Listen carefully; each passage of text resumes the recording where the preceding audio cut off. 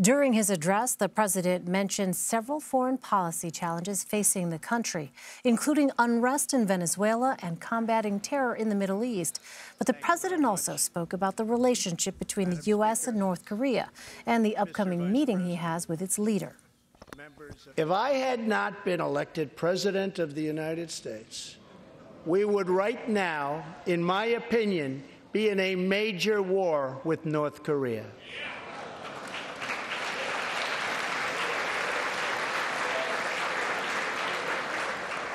Much work remains to be done, but my relationship with Kim Jong Un is a good one.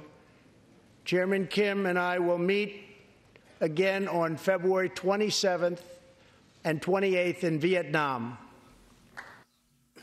I want to bring in Johanna Maskas from Los Angeles. She's the CEO of the Global Situation Room, a consulting firm. She was also an aide to President Barack Obama. Johanna, thanks so much for joining us. The president confirmed that a second summit is happening with North Korean leader Kim Jong Un. What can we expect from that?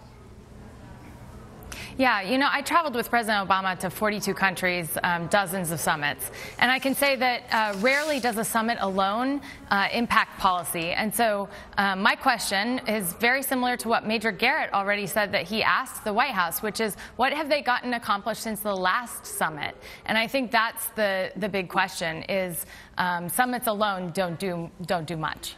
And the White House has long been touting progress, as you know, in denuclearization on talks with the Korean Peninsula, but we haven't seen much progress from the regime. So how close are we really to denuclearization? Exactly, and that's you know, that's the big question, and I think it has to do with Iran as well. I mean, to really have an impact, you need allies, and so what the Obama administration was working on is working with allies to have checks and balances to make sure that anytime you're working on denuclearization, that you have those checks in places. And I think the problem with going it alone is that you don't have the very checks that you need in places. I mean, I think that the Trump administration largely has been incoherent, naive, and then motivated by just do anything against what President Obama did. And so I think, you know, if you're hitting on North Korea, it's very similar as if you're hitting on Iran and if you're hitting on Syria. Well, talking about Iran, President Trump went after Iran again, calling them a danger to the U.S. Take a listen.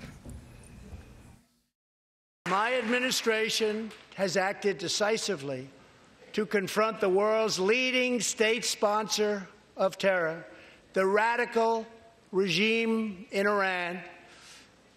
It is a radical regime. They do bad things. To ensure this corrupt dictatorship never acquires nuclear weapons, I withdrew the United States from the disastrous Iran nuclear deal. So on Sunday's Face the Nation, he said he'd keep troops in Iraq to watch Iran. What do you make of his comments on Iran? Yeah, I think they're ill-informed. I mean, that's, and I think actually that's one area that you find bipartisan unity. So it's interesting that the president called for unity because there was unity just recently when the Senate overwhelmingly supported, you know, a resolution basically to say the Trump administration is wrong about Syria and about Afghanistan and pulling out the troops.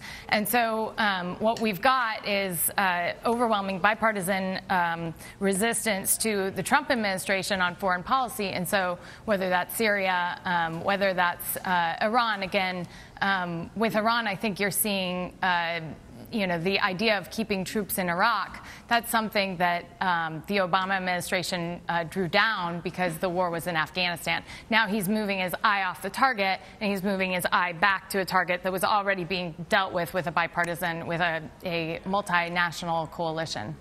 So the president did repeat his call to pull all U.S. troops out of Syria because he says ISIS has been defeated. The intelligence community, as you know, clearly breaks with the president on this. How do you think after his address, Americans are going to remember the president's approach and sort of legacy when it comes to the Middle East? Obviously, he still has a couple of years left here, but nevertheless, when it comes to his approach to handling that part of the world.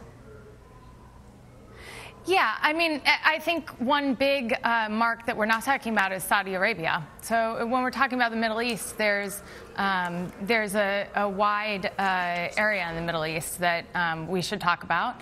Obviously, Syria, there's a lot of questions on what he's doing. Like I mentioned already, the Republicans are the ones who are as curious as the Democrats. But I think what I was most taken by in terms of his address tonight was that he highlighted World War II survivors and liberators at the very same time that he's threatening to undo the alliances that have kept us safe. And so whether that's working with our allies in the Middle East or what he's doing in Syria, it's dangerous to go it alone. It's dangerous to go out before Congress and just give a speech and say you're going to do a summit and not read in the very people that you need read in. And I think that we see that whether he's just committed us to a blank check arms race or whether he's changing the policy in Syria. All right, Johanna, Maskas, thanks very much for your time and for your perspective. Really appreciate it. Thank you.